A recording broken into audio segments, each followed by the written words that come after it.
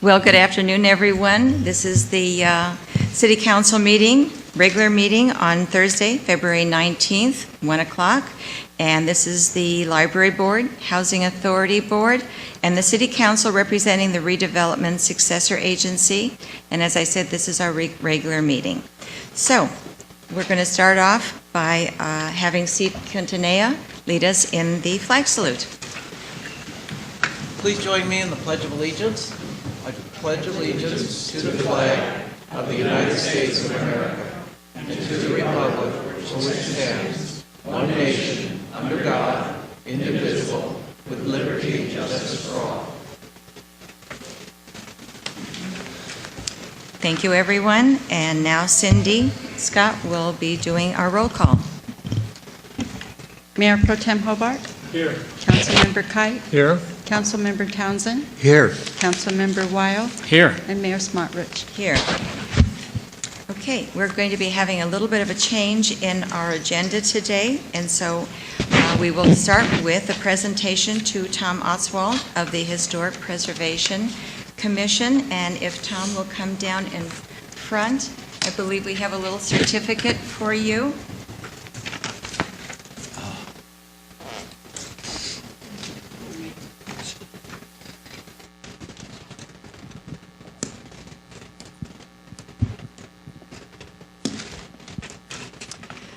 Well, good afternoon, and welcome to come before us, and so we can appraise you for all the work you've done. So, that's okay. It's all right. I do that all the time. Anyway, thank you. We wanted to see the front of you so everyone can enjoy your true beauty. We'll let you hold this, and this is a certificate of recognition, and it is presented to Thomas H. Oswald, and it is for 12 years of service on the Rancho Mirage Historic Preservation Commission in recognition and appreciation for your outstanding work and dedicated to the city of Rancho Mirage. Presented this 19th day of February 2015. And it's signed by me, Iris M. Smotrich, and we are so thrilled that you are here to accept this. We are so sad that you are going to be leaving the commission because you were such a vital part of everything they did. But we know you're moving on to bigger and better stuff. Okay, all right. If it's okay, I'd love to have my picture taken with you. Let me take off my glasses so we don't have a reflection.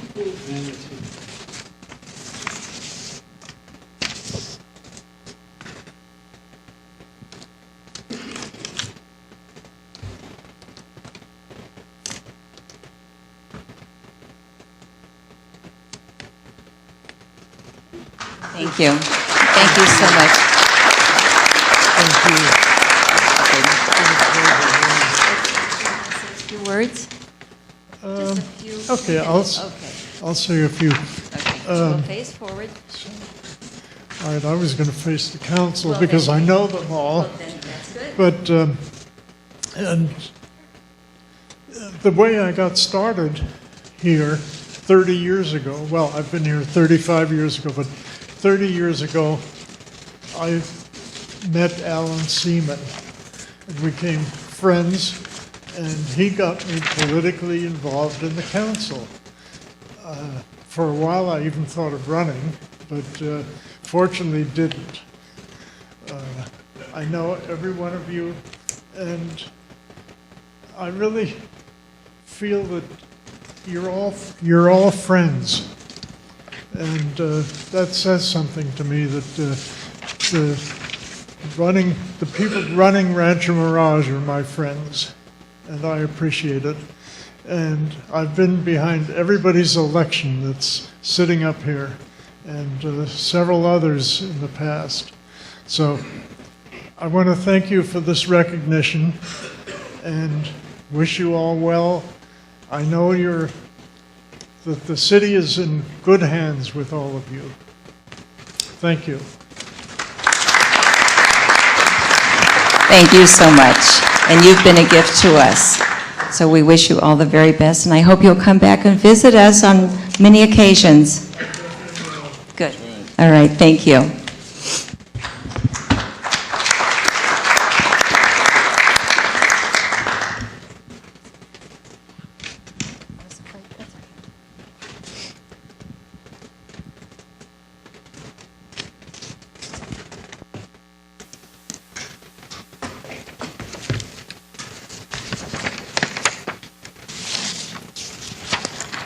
Okay, now we will be moving on to the introduction of the Speaker Series Commission. And if they would all come forward with their staff liaison, Johnny Alme. I will just say a few words in regard to what they do as their job.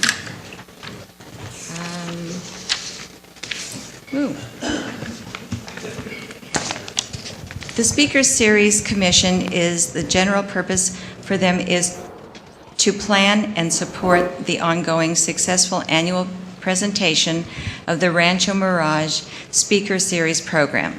This includes serving in an advisory capacity to the City Council on ways to enhance cultural awareness and identification in and of the City of Rancho Mirage through Speaker Series events. They typically meet the third Tuesday of each month at 2 o'clock at City Hall, and we welcome you all, and we're glad to recognize you for all the work you do. Thank you, Johnny. Thank you, Mayor, Council. As the staff liaison to the Speaker Series Commission, I am privileged to, present to you our Speaker Series Commission. First of all, we have Chair Ron Sherrill. He practiced law in Baltimore, Maryland for 35 years and is the author of 10 published books. In addition to chairing the Rancho Mirage Speaker Series Commission, he is the Vice President of the Versailles HOA Board of Directors. His wife, Beth Ellen Fromm, is also active in community affairs. Our Vice Chairman is Nick Procaccino, and he is the longest-serving member of the Commission, having served 7 years. His background of dual careers in education and theater has taken him from adjunct professor of theater at Rider University to founder of Stage One Productions in Princeton, New Jersey. Then we have Commissioner Charlie Barrett. He comes to us after a long career with the NBC Television Network's Tonight Show, where he was NBC's media spokesman for the legendary late-night TV show, as well as the network's personal publicist to Johnny Carson. A native of Connecticut, Charlie began his media career as a news writer for Hartford Times and Associated Press in New Haven, Connecticut. And he is married to Barbara Wall Barrett. Commissioner Mel Haber has owned and operated the Ingleside Inn and Melvin's Restaurant for the past 39 years. Mel served 31 years on the board of Angel View, the last 20 as president. Mel has joined the board of Save House of the Desert. And Commissioner Lynn Mulatto. She is a 30-year resident of Rancho Mirage and the CEO president of Cathedral City Chamber of Commerce. Ms. Mulatto has served on several boards, including the Barbara Sinatra Children's Center. A community supporter at heart, Lynn worked for the City of Cathedral City in public relations and as the deputy city clerk, retiring in 2012. On behalf of the City of Rancho Mirage, thank you all for your service with the City of Rancho Mirage.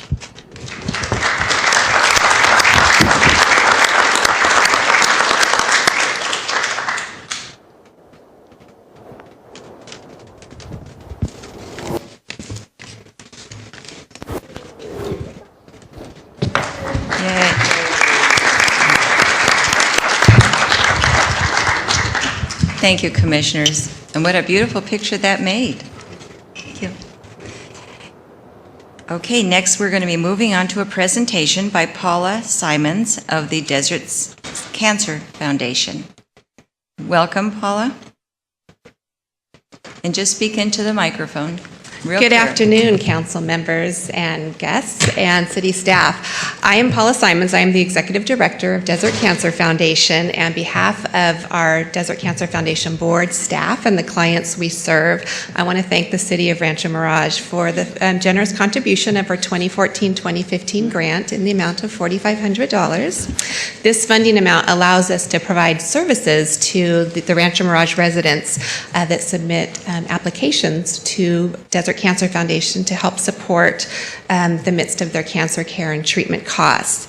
In 2014, we were able to provide 5 Rancho Mirage residents with cost. The valued was $160,000, and we paid $13,473.93. And that helps because of the great support that we have from our local medical community. We're able to navigate our system and get our maximize our funding dollars that you support us with.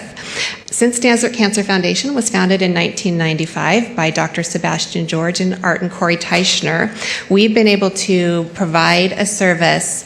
The value, again, would have, as of 2014, was valued at $56.5 million, and we've paid out $8 million of that cost. Each application that we receive is reviewed by a patient assistance committee that's comprised of a medical team, our board members, and our staff, and the local social workers in the hospital setting. This allows us, again, to provide service where we can navigate our clients to maybe some public or private funded programs, and that better helps maximize the funding dollars, again, of which we're receiving. With the onset of the Affordable Care Act, there's been the discussion that maybe some of our services would, maybe be lowered. And I can tell you, as of 2013, we had 127 clients serving across the valley. And in 2014, we had 184 client applications received. So that goes to show that there are those that are getting insurance, but they're still not being able to afford the cost of insurance premiums or co-pays or insurance that might come alongside of being faced with a life event such as the diagnosis of cancer. We also help supplement Medicare Part B. That would be a cost of 20% of chemotherapy that potentially a patient might not be able to cover. And imagine that, being on a fixed income and being told that you needed to maybe pay $700 worth of your chemotherapy. So again, we're so thankful for your support of these funding dollars, because it really does take a team to support those in need, and we're so thankful that you're part of our team. So, thank you. Thank you so much, Paula.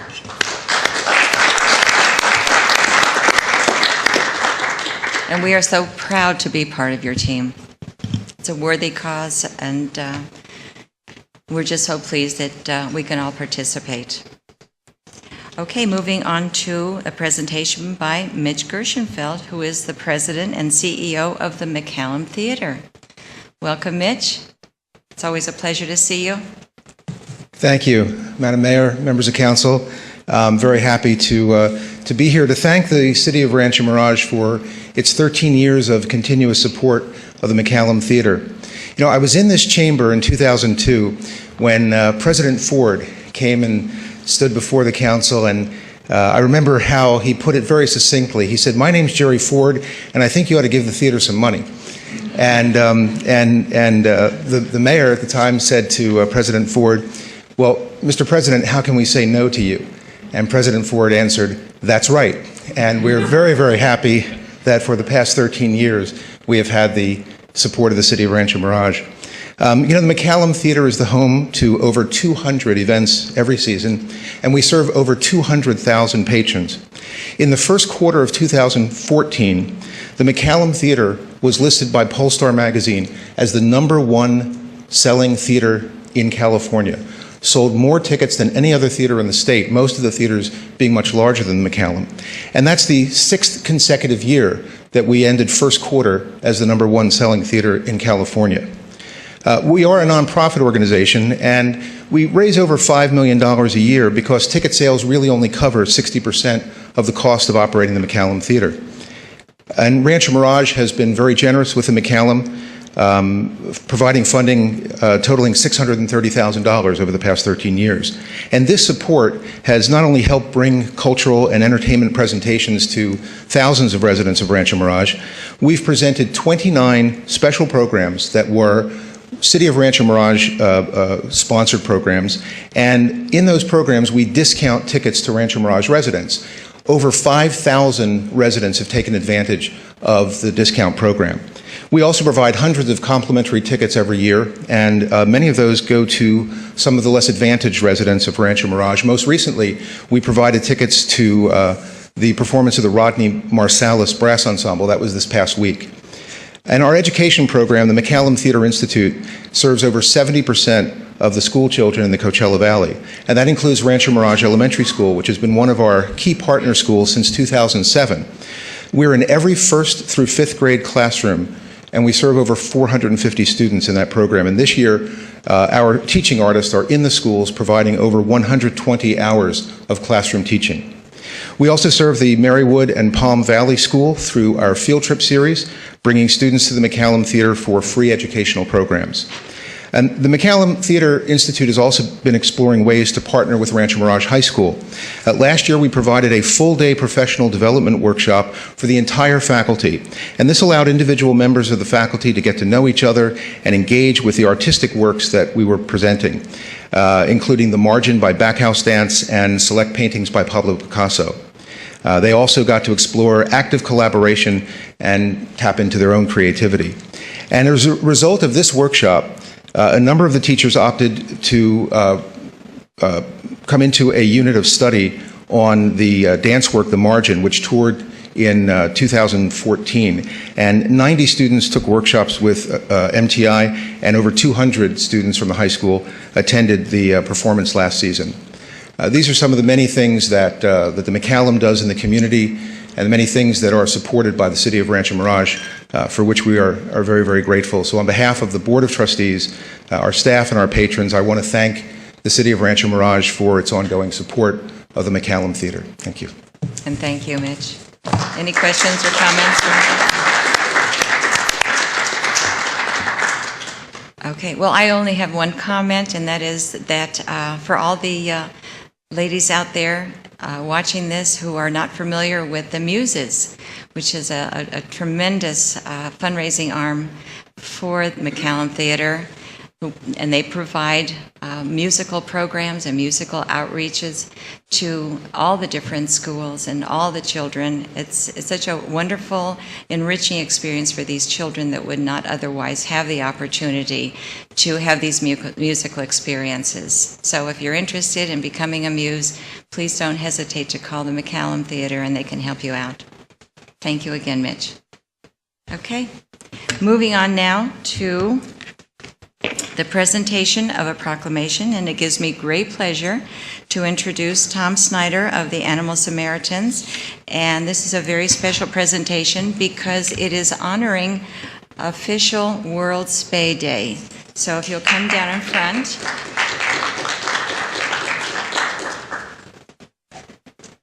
What's the slogan, Tom? Is it hey, hey, spay day? Hey, hey, don't forget today, Spay Day USA. Just made that up.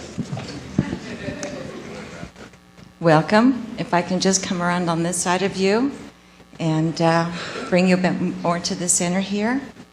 This is your proclamation, and I will read it.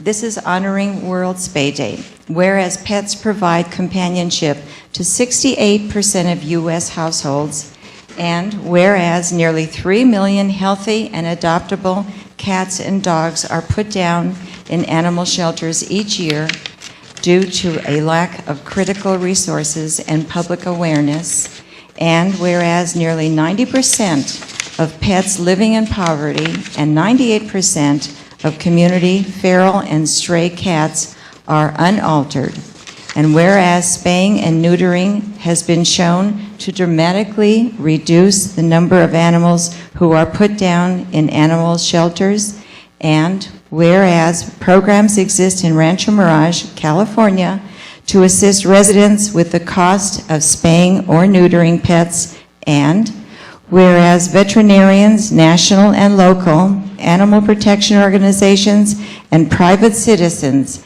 have joined together again to advocate the spaying or neutering of pets and community cats on World Spay Day 2015.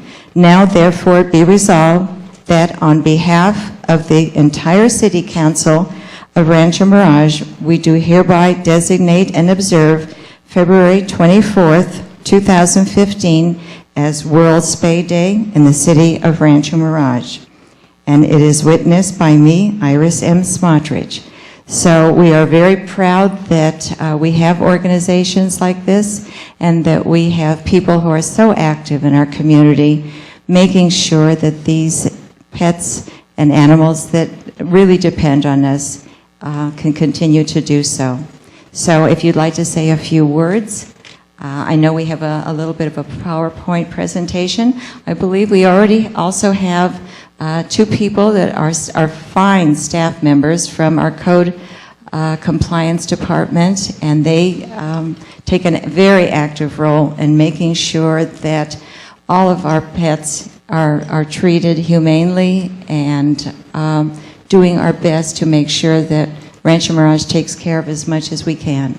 So let me give you this, and we'll continue. I hear the music for the PowerPoint slide. Mayor, council members, I'm honored to accept this proclamation on behalf of Animal Samaritans. Thank you so much. Thank you for bringing the attention of the importance of spaying and neutering our pets. It is the most effective way to reduce the number of homeless animals, the euthanasia rates in public shelters. So it's a really important day for the animals. And should I wait for the slide? Okay.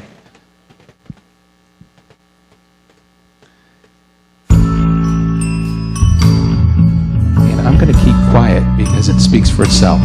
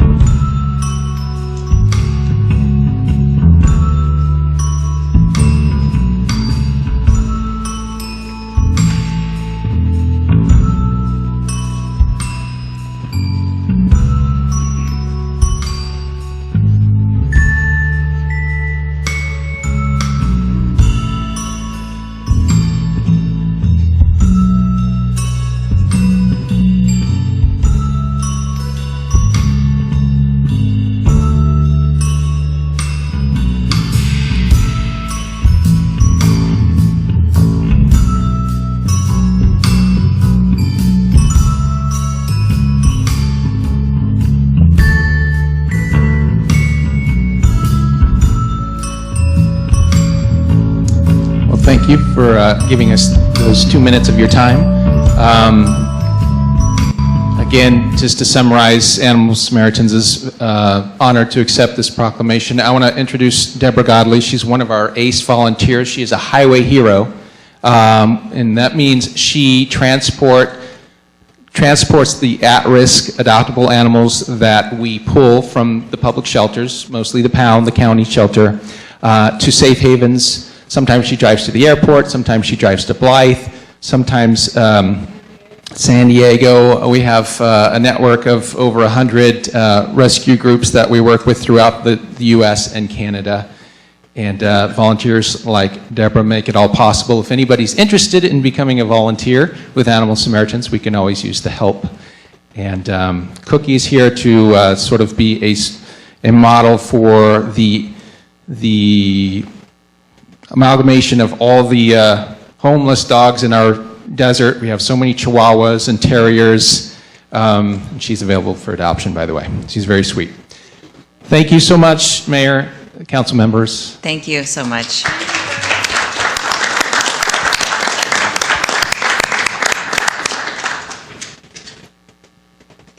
Okay, now it is our pleasure to introduce Mike Dowry and Sandra Johnson, two very important people in our city.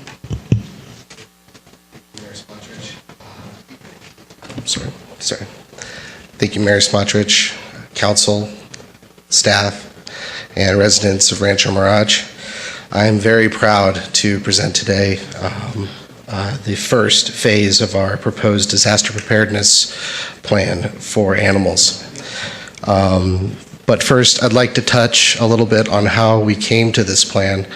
It all started by a review of our current county contract, and also in discussing with our new involvement with our Emergency Preparedness Commission, that we found a need for a higher level of emergency preparedness for animals. The issue that we found was that commingling with humans and animals during a disaster situation is impractical. We needed to find a way where we could put a shelter close to other FEMA or Red Cross shelters already put up during the disaster, so that their owners could be in close proximity to their pets. What we found was that the goal was really just to identify first the pets, and to then reduce the amount of lost or unidentifiable pets or injured pets. And in doing so, what we found is sorry, hold on a second. Right. But what we found is that the ID was the first thing that we really needed to start with. We needed to find a way where we could tag all of these pets and have a central database where we could pull any information like microchip data or licensing information that the county provides on tags right here at City Hall. And also with that, create a card that each homeowner or pet owner could have with that data on it. And with that, I'll give you Sandra Johnson. Thanks, Mike. Good afternoon, Madam Mayor, members of the City Council, Randy and staff, City Manager. What we're bringing to you today, as Mike indicated, is Phase 1. What we recognized was a way to kind of jumpstart our disaster preparedness for animals was to create identification cards and a database, so that in a case of an emergency, the first thing you want to do is reunification. So if we can identify a pet that's picked up and connect it with its owner, then problem solved for the owner as well as the pet. So what we noticed is that FEMA, one of their recommendations in the planning stage for pet disaster preparedness is create a picture or have a picture of you and your pet. So we moved forward in creating this form.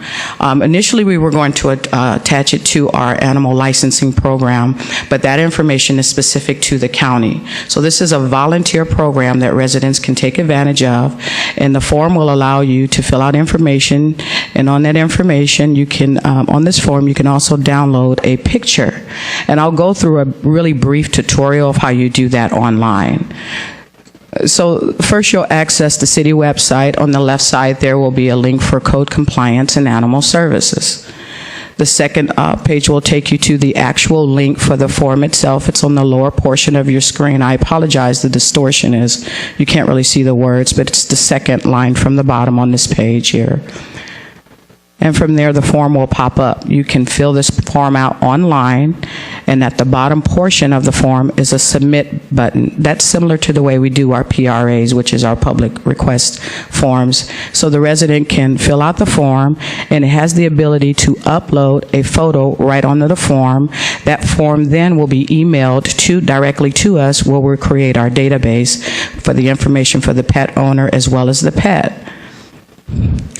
The second phase of our disaster preparedness for animals will be our outreach, and we'll be proud to launch this program during the town hall meeting of Race to Be Ready. During that time, we'll have a speaker from Animal Samaritans that will give a 30-minute presentation on how to prepare your pet during a disaster, as well as some simple first aid things that you can do to administer for your pet before you are in lieu of getting emergency care right away. display. During this event, we'll have the printer ready to go. It is on order, and at that time, we'll be able to issue these ID cards to our residents during the race to be ready, which is really, really great. We're excited about that. Phase 3 would be the last part of our disaster program, which is ultimately trying to secure some materials to set up a temporary shelter, as Mike indicated, in case of emergency, that's in close proximity to the actual Red Cross facilities for the pet owners themselves. We'll be looking at getting a trailer that we can erect temporary fencing. We'll have water and food supplies similar to the one that we have now for our residents. And with that, this is what the card will look like. We do have a prototype with us today, and I brought just enough for all of council, including our city manager today, so that you can take these home and take a look at them. Councilman Hobart, we wanted to use you, but we couldn't find a picture of you and your pet. We wanted to give you a moment to kind of shine, but so in lieu of that, we'd love to for the council to come and talk to us, and let's set up something so we can get you one of these cards right away for you and your pet. And with that, we're available for any questions, and I apologize. Let me first thank Mayor Smotrich, Councilman Hobart, and Cyan Prudian from the Emergency Preparedness Commission for their support in this program and really assisting us in recognizing the needs for our residents as it pertains to animals as well as our residents. And Britt, I think Britt's in the audience. He is from the Emergency Preparedness. He opened up that conversation for us, so we're very appreciative of the Emergency Preparedness and their thinking outside of the box as they have with Race to Be Ready to get top-notch programs for our residents. Any questions? ARF. You know, that was going to be the name of the card, which was Animal Registration Form, but we decided to go with ARC, so that may be a second contender if you guys decide to change it. All right, thank you very much for your time. Thank you so much. Well, as we can see, the city of Rancho Mirage is certainly stepping up to the plate when it comes to protecting our animals and making it easier in a disaster for animals and their owners to be reunited. Thank you again, everyone that participated, and now we will move on to the presentation of the fourth quarter status report from Ken Stevens with Burtech regarding the waste and recycling. Welcome, Ken. Thank you. It's always a pleasure seeing you too, getting these little updates. Good afternoon, Ken Stevens with Burtech, here with the fourth quarter status report for 2014. You might remember my job is to work with businesses, residents, and city staff in an effort to divert material from the landfill. Now I'm going to cover our accomplishments and activities, or my accomplishments and activities for the fourth quarter. I worked with about 10 golf courses on diverting their green waste from landfilling during the overseeding season. Some chose to have us haul the material to compost. Others used a gradual low-cut method, allowing the clippings to stay on the course and decompose naturally. But in either case, it was still diversion. I worked with the Ritz-Carlton manager, Ray Layerly, on how to help his staff become more recycle savvy. We noticed that there were a lot of contaminants in the recycle bin just a few short months ago. And what we did is we went by and met with some of his staff to let them know what was recyclable, what was not. And at the same time, we put better, clearer labels on the bins so that the staff could recognize right off the bat which bin was for recyclable and which was for trash. Currently working with the river management to organize a meeting among the restaurants to get them on board and to gain stronger participation in the food waste program. The meeting should occur sometime in March. I established baled cardboard pickup with both the Ritz-Carlton and the Thunderbird Country Club, so that's all being diverted. Completed the fall waste characterizations. 80 random samples were taken from commercial and residential recycling loads and analyzed for contamination. The results are included in the January semi-annual report. The purpose of this is to kind of look at these studies over the course of maybe a year, and to try to determine where our contamination is coming from by looking at other types of evidence within the load. Worked with the city and Randy Vegas on the tire collection process at the city yard. Contacted about 70 HOAs offering recycle presentations.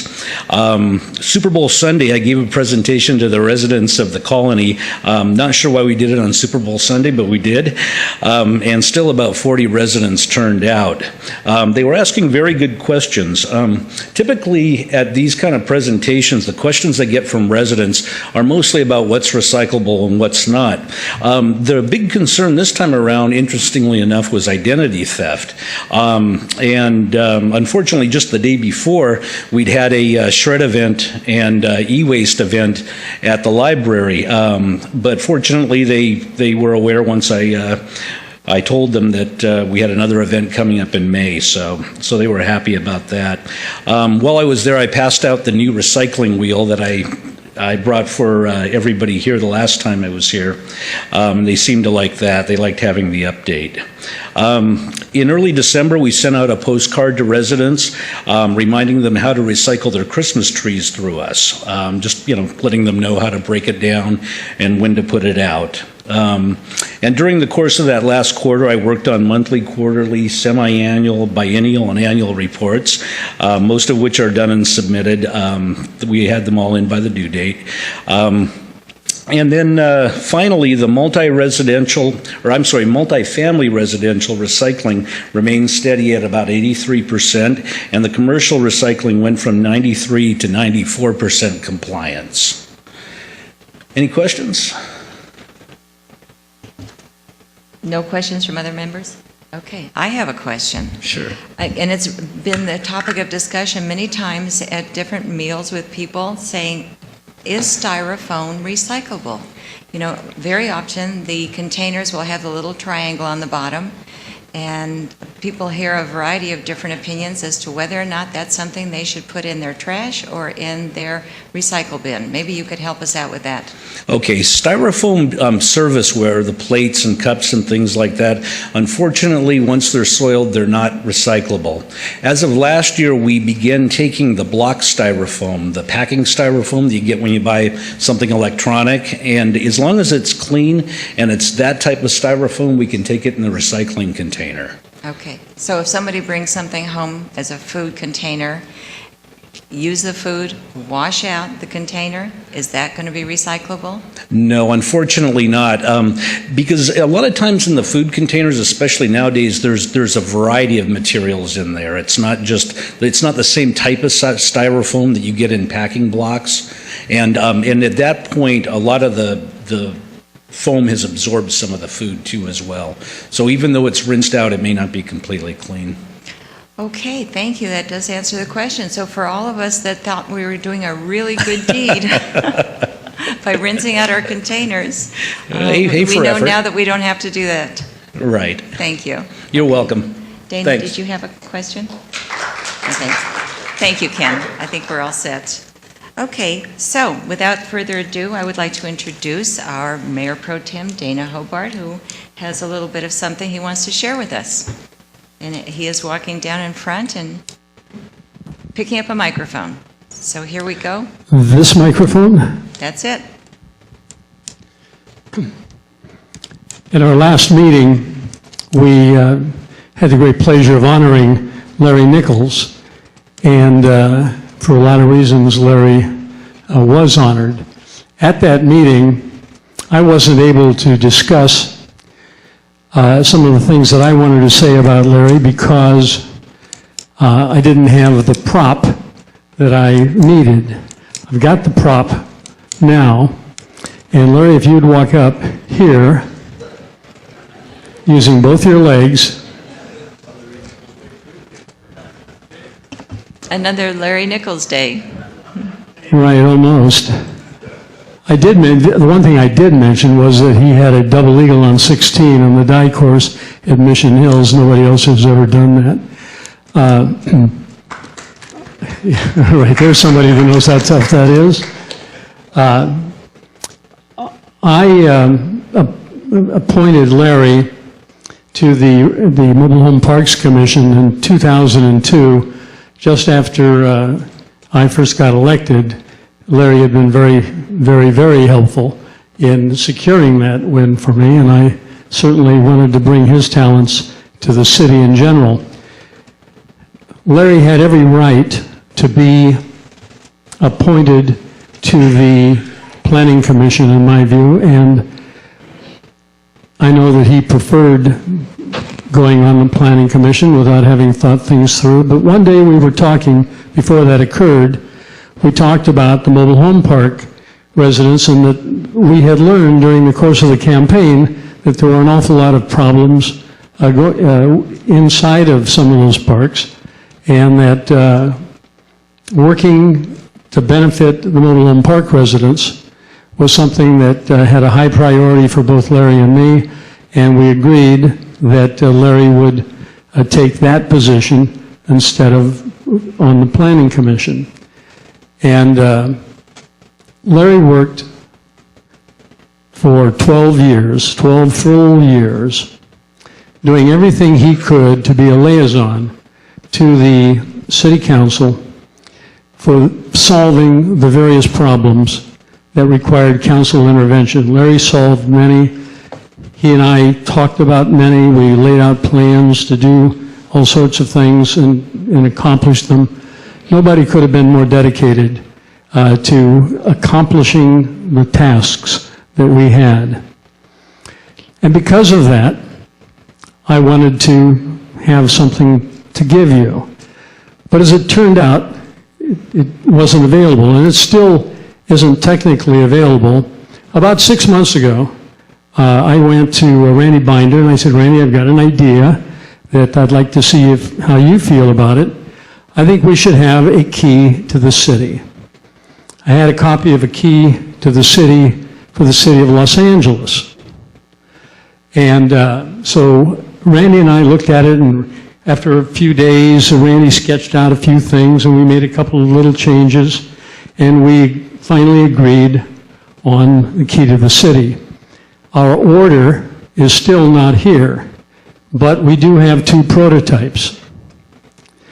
And it is going to give me an immense amount of pleasure, first to show you what the key to the city looks like. Some of you probably haven't seen this either.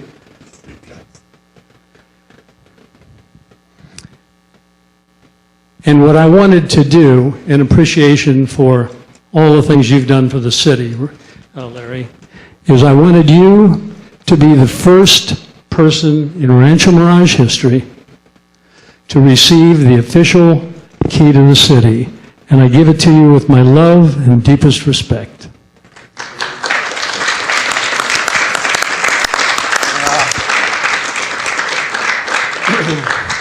I could get used to this, but I shouldn't. Yes, Dana appointed me to the Mobile Home Fair Practice Act, and I did enjoy working all those years with our residents in the parks. And the gentleman sitting behind me here, Dana made sure that he attended every meeting, and there he is, Steve Quintanilla. He would say, Larry, you can't do that. Larry, you can't say that. No, Larry, you wouldn't do this. So he kept me in line, but, you know, I said it last time, and I'll say it again. Rancho Mirage, if you had a choice in the world to live, this should be the place you'd pick. And these people behind me here are just unbelievable servants of this city, and it's an honor. I'll treasure this as I do my proclamation. And thanks again. I don't know what else I can say, but thank you. What I'd like to do is have you go down there by Cindy. Let me pass this down so everybody has a chance to see it before you take it away, because this is our only nice. And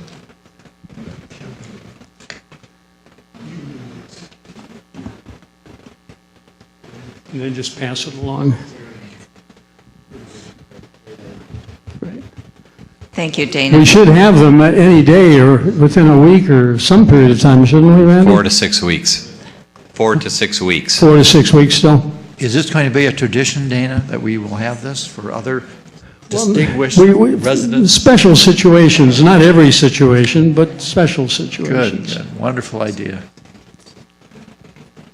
Sure. We'll take a picture. Huh?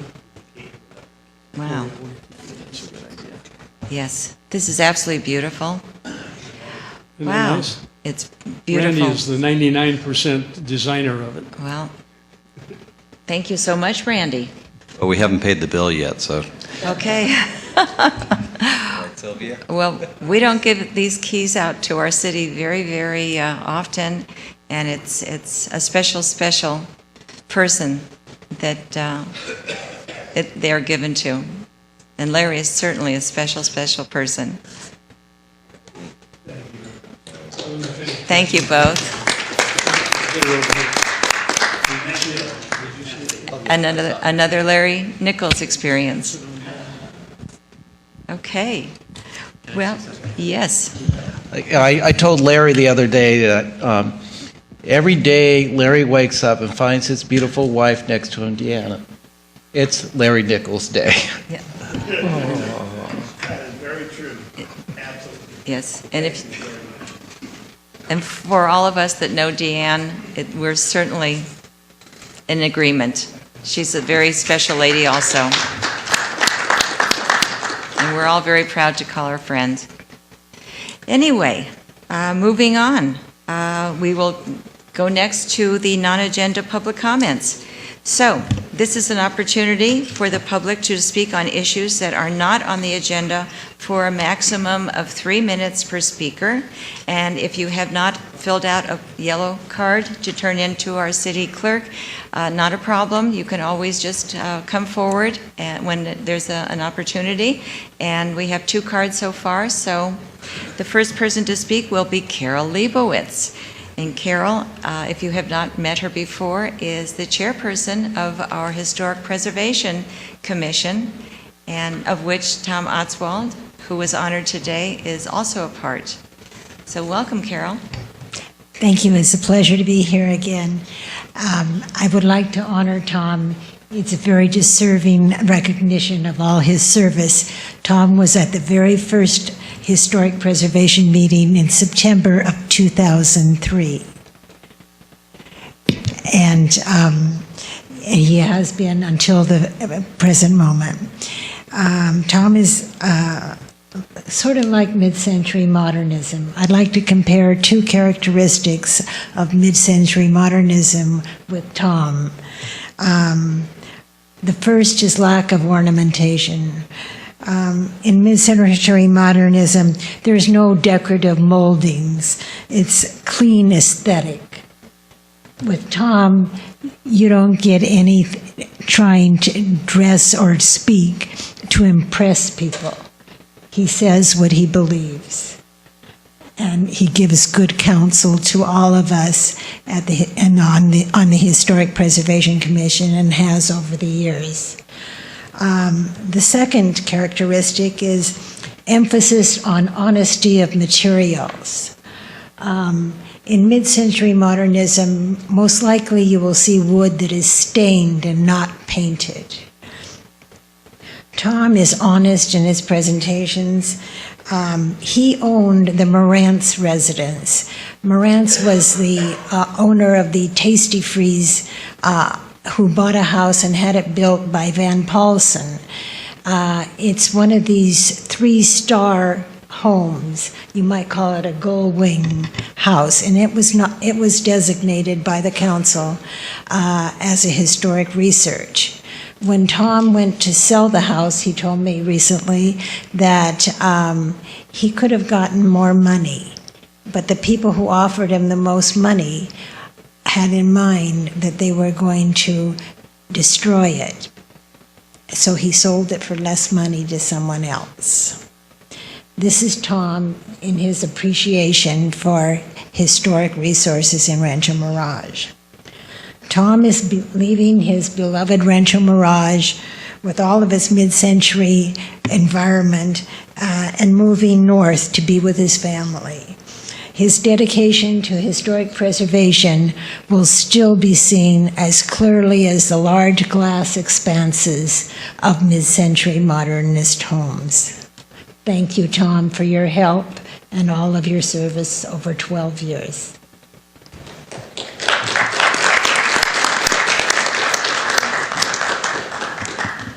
And thank you, Carol, for all your kind words in recognition of Tom.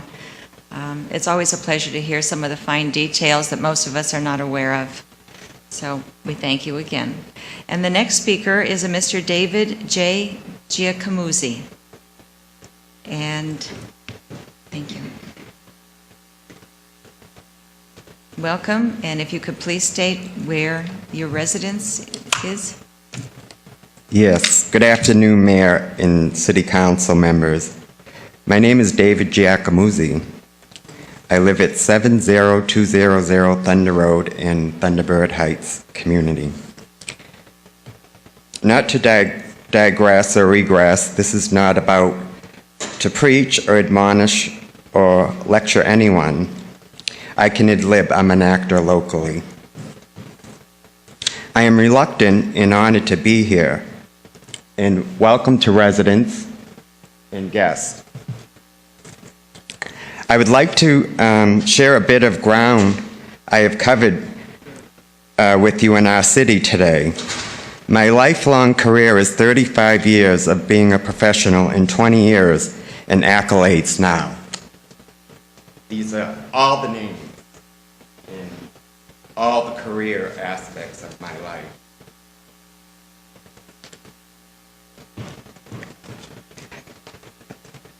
I have been a community activist most of my life, as an all-encompassing brand of activist for 35 years. When we start to lose sense of community, we lose community. We have all lost. A pillar of society, culture, and community, we are. Being entertainment and media locally, and just having interviewed as the first cable-ready of your Valley TV talk show host. This is David Laporta speaking. We walk one with humanity, not only as a humanitarian, an historian in life. It is time to make considerations for others that have been a bigger part of community. Our first proposal to the city and to the council is for a proclamation in honor of Bob Gadini, a Bob Gadini Safe Streets Day by the city. The research we did on having a memorial was not supported by a property owner or the city to have a place for a memorial in Bob Gadini's honor. So we decided it is the city's duty to do so. To remember community and people with the proclamation. I am here with the strongest power of my own conviction to rise above the serious crimes in our cities and communities. I'm a 20-year crime fighter. Those of hit-and-run accidents of over 3,000 deaths valley-wide. I am here to rise above the high DUI on our city streets. I have cleaned up liquor bottles hurled from vehicles onto our city streets and walkways for over a year now. I have resided in Rancho Mirage now for 3 years, living in the Valley 15 years, to traveling to the Valley for over 35 years, and being a Californian for over 35 years. Not only have we been an outstanding citizen, helping others, we have 20 years of supporting policing, city policing background in many other aspects in community. I Love a Clean Rancho Mirage Day is another effort that I would like to see the city and propose a proclamation. And for our efforts of cleaning our city of serious debris and litter by litterers and polluters of our city over a year now. We also cleaned up litter and debris from City Hall to the library before President Obama's visit. As a historian, we ran for president in 2004 in the valley here. Okay, Mr. Giacomucci, could you kind of Yes, I'm closing up here. We greeted the president on his last 2 visits. We had to contact proper authorities of a large government drone in pursuit of a low-flying small private jet, both low-flying over our home, and we heard the recent reports in the media and mentioning about drones. The government defended its position of the use of drones, claiming it's necessary for national security. I beg to differ of such activity over residential areas, including the increased aircraft and noise. We believe the ACLU and the Civil Liberties Union will continue to fight on the drone issues today. I believe we can turn events around with crimes in our city to be counterproductive in making our city one that believes in its people first, with making public safety for our city, community, and residents come first. Thank you, Mayor and Council, your careful consideration to making our 2 proposals proclamations. Thank you, Mr. Kite, for greeting us last time, and to Clayton Mays and Director Robert Barrett, Tom Norton, Executive Director of Palm Springs International Airport, and Jeremy Gleim of the Planning Department. And thank you. And I wanted to share, and I enjoy this very much, the local flavor that we are in the Rancho Mirage magazine, and a portrait of friendship. I'm sure you must read this. This is an absolutely wonderful story. We did, and thank you so much. And we wish you a good day, and thank you for your efforts. Yes, same here, and that's my intent. I've been working on these issues in community for a very long time. Thank you. I appreciate it. Okay, thank you so much. Thank you. Okay, the next person in line to speak is Robert Griffith.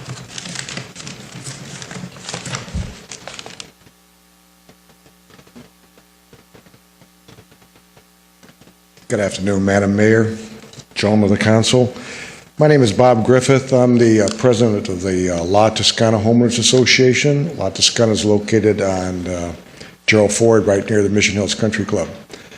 At a recent homeowners meeting, I had a significant amount of homeowners come to our meeting complaining about the commercial air traffic noise. I'm a commercial pilot myself. I fly out of Palm Springs, have for 30 years, and I've started observing what's going on. And there are published procedures for flying into Palm Springs and for departing. And I'm thinking what's happening is that the pilots for the commercial airlines are taking shortcuts. And I think our tower folks, who I'm going to see tomorrow, are giving that leeway. Basically what's happening is Alaska Airlines comes from San Francisco, runs down Highway 10, makes a big right-hand turn and comes right over the top of Rancho Mirage, where normally the traffic should be following Highway 111. Same thing's true for the takeoffs. Published takeoffs are, lift off, make a left-hand turn, and avoid the residential area. So what I'm here for is a couple of things. One, is the city aware of this? Are you hearing other complaints of this type?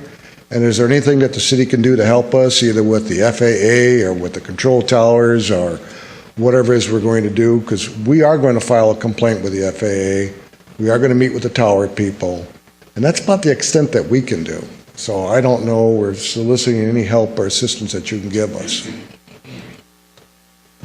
Well, we do have a new appointee to the Airport Commission, and we'd be happy to talk to them about it so they can bring our concerns to them. Is there an opportunity we may be able to talk to that individual and absolutely find out what they're doing? Or who would I contact? You're going can actually Mr. Biner, should I contact, talk? Give me a call and I'll give you the information. Okay, all right, thank you for your The Palm Springs time. Airport also has a commission, which he is referring to, and they hear complaints about noise. Well, it's been pretty rough. Yeah, but we can get them together with our Airport Commission representative. All right, next steps would be what? Do I contact you, Stephen?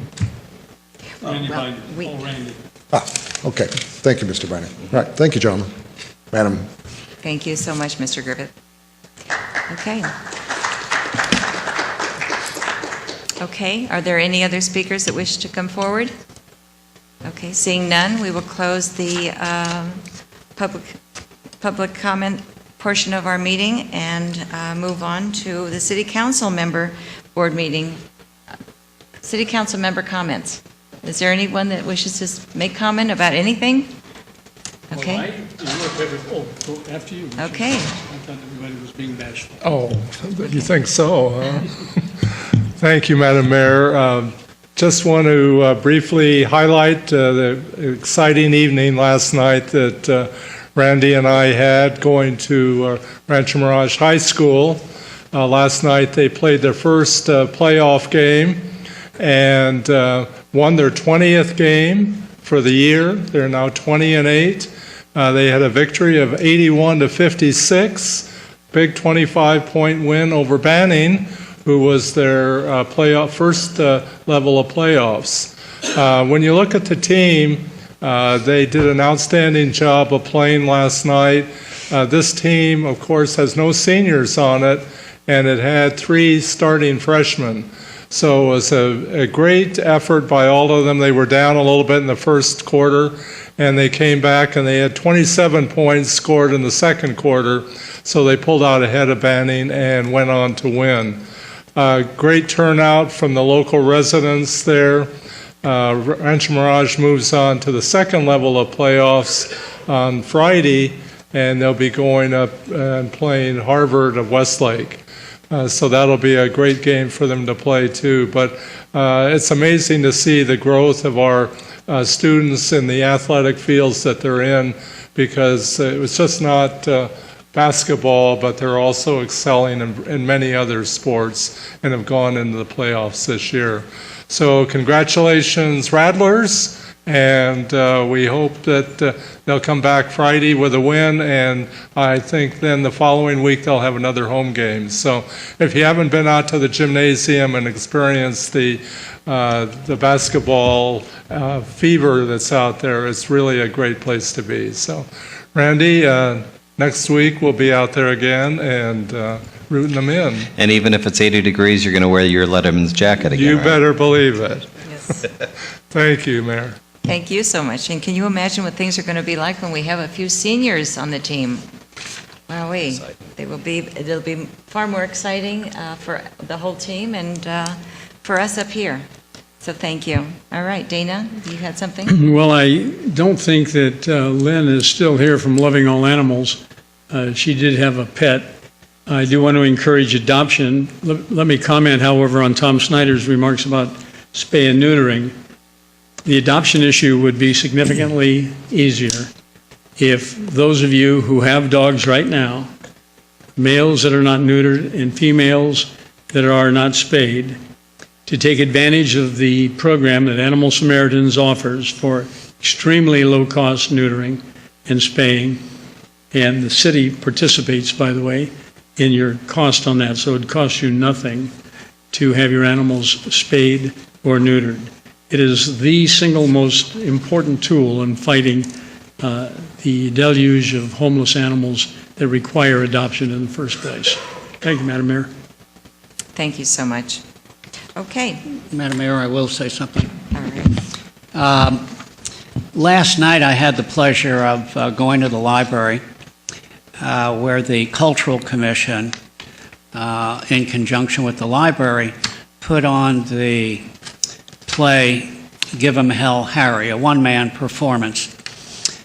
The library was absolutely packed. You could not get another person in there. It was a fabulous performance. Joyce Virtue, who is chairman of the Cultural Commission, and the other members were terrific. The audience participation was great. The exchange after the play, the question and answer period, was extremely lively. Harry Truman, of course, is a bigger-than-life figure, although there was no politicizing as far as the current events are concerned. It was a moment in history that was terrific and so extremely well presented. So my hats are off to all of the participants, the people that made it work. And it's another example of what the city does to bring culture to our residents. And by the way, the presentation was free. There was no charge at all. And it was just a simply glorious evening. So congratulations, Cultural Commission. Thank you, Ted. Yes, their programming has just been remarkable, and for all those of you who are unfamiliar with our cultural events, they are all free of charge. And so if you check on our website, you'll be more aware of what's going to be presented and how you can participate. So thank Madam you Mayor? again. Yes. If I could just kind of follow up on Ted's comment and your comment, we do have two events coming up over the next couple of months. One will be the home tour, or actually the art walk, which is around the homes of Rancho Mirage. We've got 6 homes already committed and a couple of other artists who will be bringing their art out to the public. And then also we are planning a film tour of Salton Sea. And so this is going to be limited for the number of attendees, but we're going to go out to the Salton Sea and actually view the sea with cameras and see what the sea brings back to us. So it should really be a fun event, and you can contact the library to get reservations for that. They'll be getting in a bus, about 50 people, and going on the tour of the Salton Sea. So a little bit different from the standpoint of the Cultural Commission, but this is kind of an area of culture that we're using for film and that sort of thing. Right. And that is a very exciting event that is going to take place out at the Salton Sea. And for all you photography buffs that have never been to the Salton Sea, this is a good opportunity to really share it with a number of other people with their cameras, and a fun day will be, I'm sure, had by all. So you're all welcome to call the library and see if you can participate. Okay, I think that's about it for the council comments. We'll move on to the minutes. So if there are no additions or corrections to the minutes, which is the regular meeting of February 5, 2015, may I have a motion to approve? So moved. I second. Okay, we have a motion and a second. Please vote.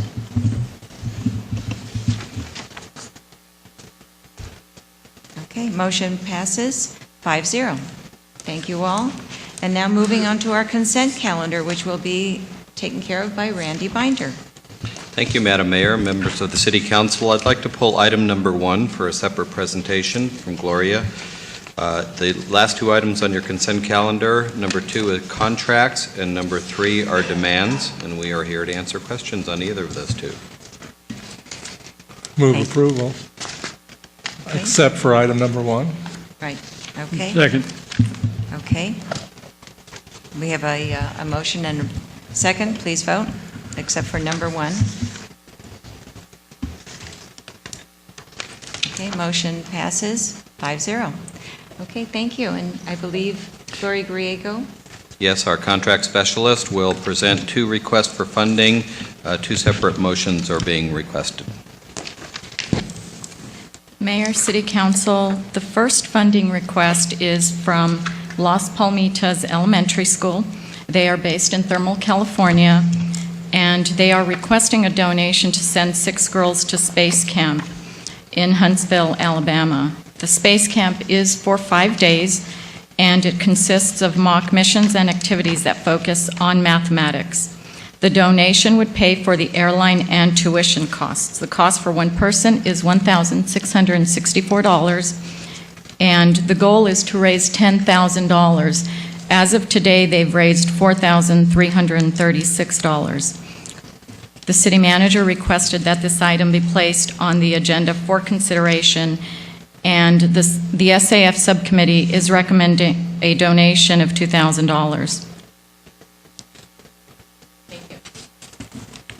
Thank you, Gloria. Any questions from council members? The only comment I'd make is the last time, or I guess we've maybe participated a couple of times, but the last time I distinctly recall some of the letters that we got back from the children who went on that special event at that time were about as heartwarming as any I have ever seen.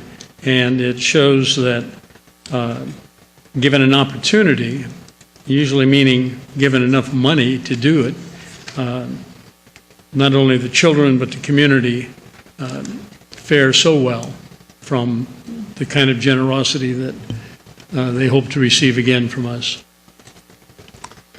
Thank you. Yes, those letters are certainly very heartwarming.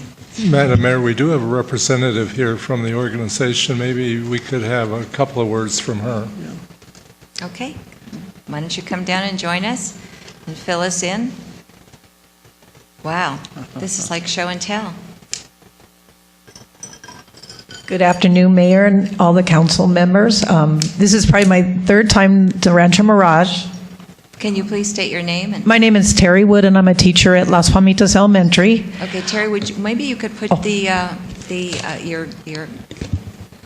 this better? Wind turbine on. Maybe you'll put it on the center console here, so we can all see. So in the last 10 years, 2 of the times Rancho Mirage has came to our rescue as far as helping us send kids to environmental camp at Catalina. And without your partnership, it would have not been possible. So I thank you so much for that. And last time, a few years back, I was here telling you a lot of the kids that went to those camps are now in college. So that's a wonderful thing within itself. I brought a turbine today just to show you. It's a young lady that's going to be in a competition tomorrow, Kid Win, that she's in at Desert Hot Springs. And last year when she was a 5th grader, it took her about, I would say about 2 weeks after school to build something like this. It took 2 hours the other day. And she's a 6th grader. She's one of the girls that we want to, sponsor for the camp. And what's so neat about it is they learn about wind energy, which is important in our valley, but also about gear ratios and pitch of the blade, and just how generators work. And why I wanted to do like space camp for the kids this year is because these particular girls want to be engineers and scientists, and they love math and science, and I can only offer them so much at school. And I think a mock space mission and building rockets, especially since they need that kind of enrichment, would be a blast for their last year at elementary school. So I appreciate you guys through the years, and ladies, Mayor, and I'm hoping that you will give this consideration for this project this year for us also. Thank you. Any questions or comments?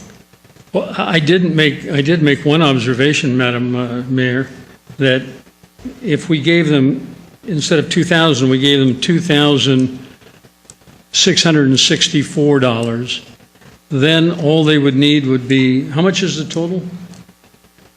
Well, we're a little opposite. Anything you give us, we are appreciative of. No, I know, but I'm trying to see how much we're leaving you with. If you sponsored one kid, we'd be so grateful. It's about $1,600. That's But your like the goal is tuition. about 10,000. We're currently at about in the $4,000 range. So, and we're going to do some candy sales next week and some other things. So, just knocking on a lot of doors and emailing right now. So.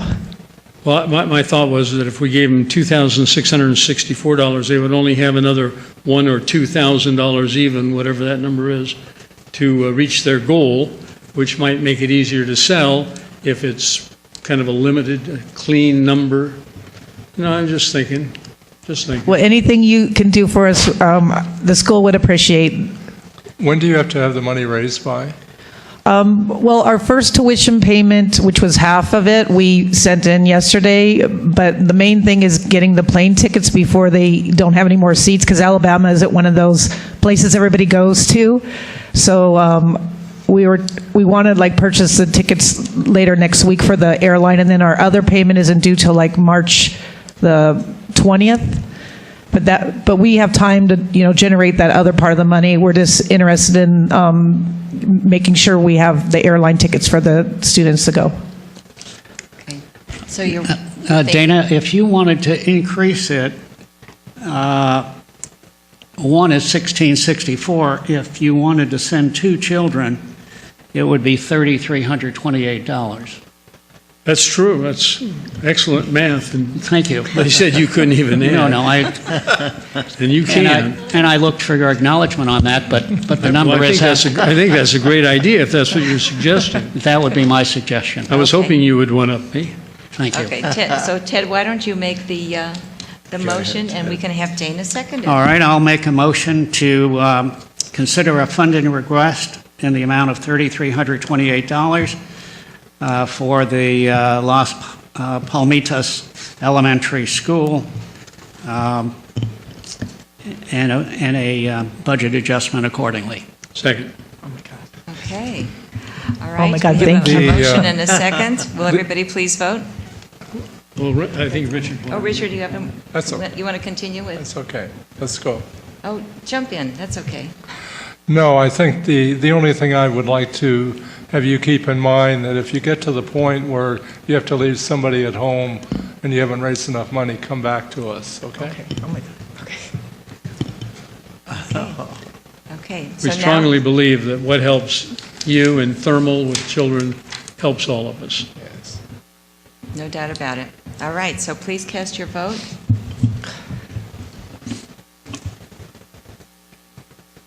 And the motion carries 5-0. Thank you so much for coming, and Thank you so much. You always move me. You guys are so wonderful to our kids. thank you. Well, we're just thrilled that your girls are motivated, and we see such beautiful things in their future. And we also are thrilled that your students have such dedicated teachers, if you're an example of them. And we can Yes. see your appreciation to what we just did, too. So thank you. Could I just add something? I think this is so wonderful that we're getting more women in the engineering field. There's been a lack of women engineers, and we're seeing more and more women getting into the engineering field, and it's a very competitive field. And when we see talented children at this age doing stuff like that, I just see a real promise in the engineering field to bring in talented people. So what you're doing is a great idea. Thank you. Absolutely. Thank And- you. Okay. Don't forget your windmill.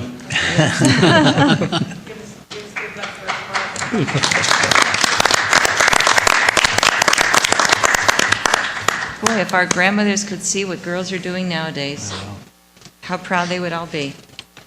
Okay, moving on now to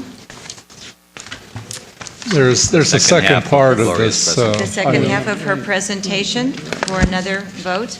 And Mayor, I wanted to mention that there is a check for $2,000 that is ready for Terrywood, and that was as a result of Mayor Pro Tem Dana Hobart.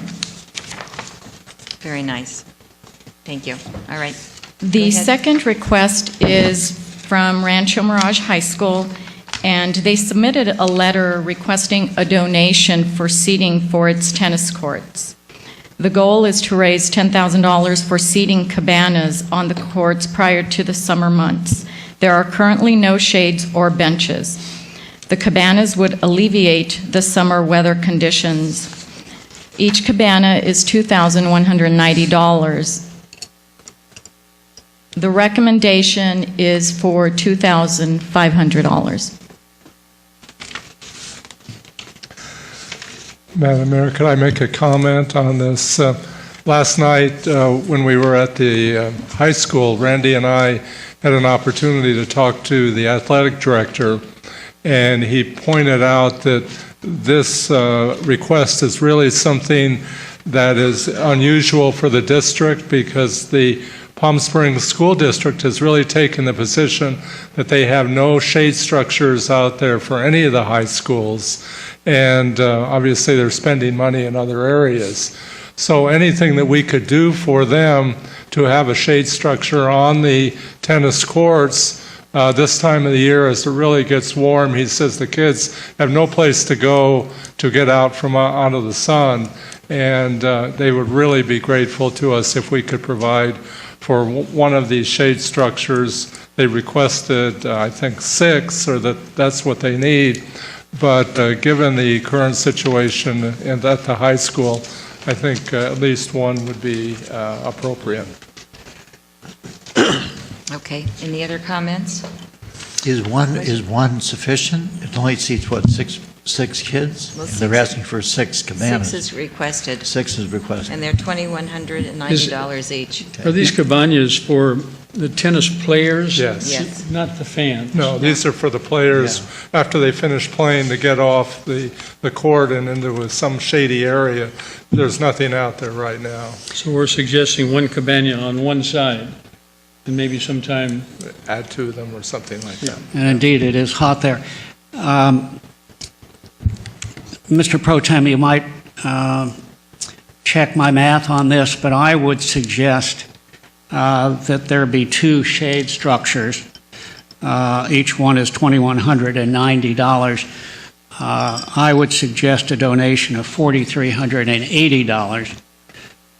You might double check my math to verify that that's Why don't we just twice round the it amount off of so the- we don't have to verify your adding? Well, I just thought that somebody would check that. My recommendation is that we fund 2 shade structures for the tennis program, which is extremely active out there, and I think would be a credit to the high school and the city. I agree with you. You know, in addition to this, we have done so much with the high school, and they are really appreciative. I mean, they are getting so much support from our city. There's obviously ongoing support for the other high schools, but we really have a special relationship, I think, with our high school, and it benefits all the kids and benefits all of us. I think we would all agree with that. I So agree. your recommendation, Ted, is to fund $4,380. Yes, $4,380, which would be for the purchase of 2 shade structures. I'll second that. Okay, we have a motion and a second. Please vote. Good. Motion carries 5-0. Thank you so much. Ted, if that's not the right amount, will you put up the difference? Of course he will. He don't even have to ask him. He'll do it. What kind of guy do you think Ted is? Let me get my calculator here. Would Ted sit idly by when somebody was in need, financial need? No way. Okay, well, I think that was a nice move, and we That's are good. pleased to have everyone's participation in the positive side. Okay, moving forward now to item number 2. Number 4. Number 4, okay. So number 4, Madam Mayor, will be presented by Joseph Carpenter, our Economic Development Analyst. Joseph? Thank you, Randy. Council members, before you today is a request to transfer property and a ground lease from the former Rancho Mirage Redevelopment Agency to the City of Rancho Mirage. On or about September 1st, 2003, the former RDA and the Greater Palm Springs Convention and Visitors Bureau entered into a ground lease providing for the former RDA to lease to the CVB approximately 1.26 acres of real property located at 70100 Highway 111. With the dissolution of redevelopment agencies, redevelopment successor agencies have been charged with winding down the affairs of the former RDA. As a part of those duties, the successor agency was required to prepare a long-range property management plan that addressed the disposition and use of the real properties of the former RDA. In accordance with the adopted and approved long-range property management plan, the property is to be transferred to the city to fulfill the terms of the ground lease. Such a transfer would be accomplished by approving the 2 joint resolutions included as attachments to your staff report, which would permit the city manager, acting in his capacity for the successor agency and the city, to execute the grant deed and assignment and assumption agreement. If the proposed joint resolutions are approved today, similar resolutions will be presented to the Oversight Board next week for consideration and approval prior to remitting the property transfer and ground lease transfer request to DOF for final approval. That concludes my presentation. I'm available for any questions. Thank you. Any comments or questions from City Council? I do have a question. Those properties are what? Do you want to say what's on those properties? What building? The property that's being presented today is the CVB offices. So the former RDA owns the land. They did a ground lease with CVB to build their office complex. And so this request is to transfer that land to the city. And then after that, we would transfer the ground lease to the city. So the city can fulfill the ground lease. And the other property that the city has is a vacant parcel of land next to Mimi's Cafe. That's one in the front. Correct. The front lot was never developed, right? Correct. Okay. Thank you. And how long is that for? How long would that lease run, or is there a timetable? 53 years or something like that. 55, Correct. okay. Thank you. You're welcome. You answered it. Thank you. Any other questions? Yeah. What is the, what are the obligations that are being referred to on page 4-3? It says, once title of the property transfers, the city would be in position to assume the obligations under the ground lease. What all is included in that? There aren't really any obligations. It's just to maintain the lease. The only obligation would come at the end of the lease when we would take over the building. So in August 2058, when the lease expires, the city would have to accept that building back. And when the city, Steve, maybe you could answer this question, when at the end of the 53 years and the property reverts, to whom does it revert? The city of Rancho Mirage?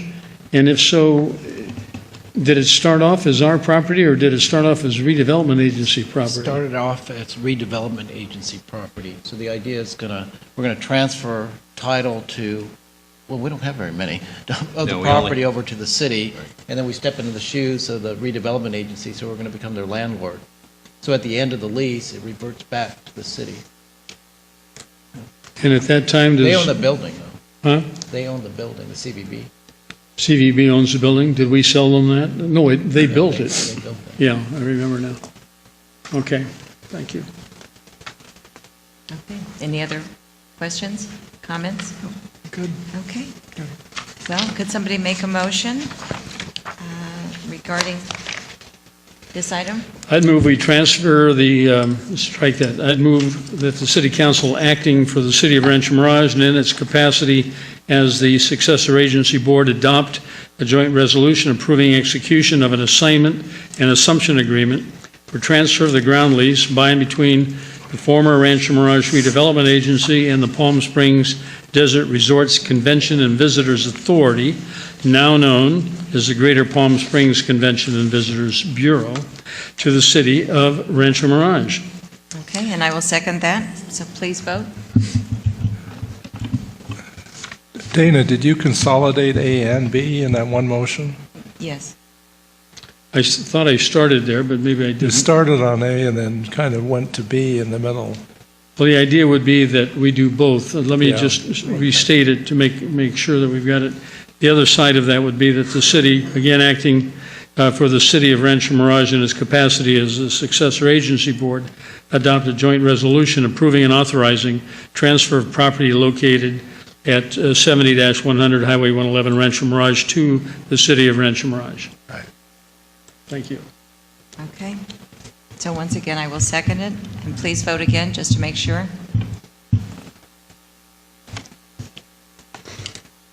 Motion carries 5-0. Thank you all. And I think we are about finished, and Steve Q will, or Quintanilla, will let us know about our closed session. I will, Madam Mayor. So the City Council and the Housing Authority Board will be recessing in closed session pursuant to Government Code Section 54956.9 to discuss the case known as Veronica Juarez versus the City of Rancho Mirage. council will also discuss 2 potential litigation cases. Council will also consider the public employee performance evaluations for both the city manager and city clerk pursuant to Government Code Section 54957B1. And finally, the city council will be conferring with its labor negotiator, me, regarding the city manager and city clerk. Thank you so much. So with that being said, this has been a wonderful day. And once again, it's a pleasure having all of our proclamations and all of our people honored. So we will see you again on March 10th. The meeting, which would normally be scheduled on March 5, has been changed to March 10th. So please put that on your calendar, and we hope to see you then. Thanks so much. Meeting adjourned.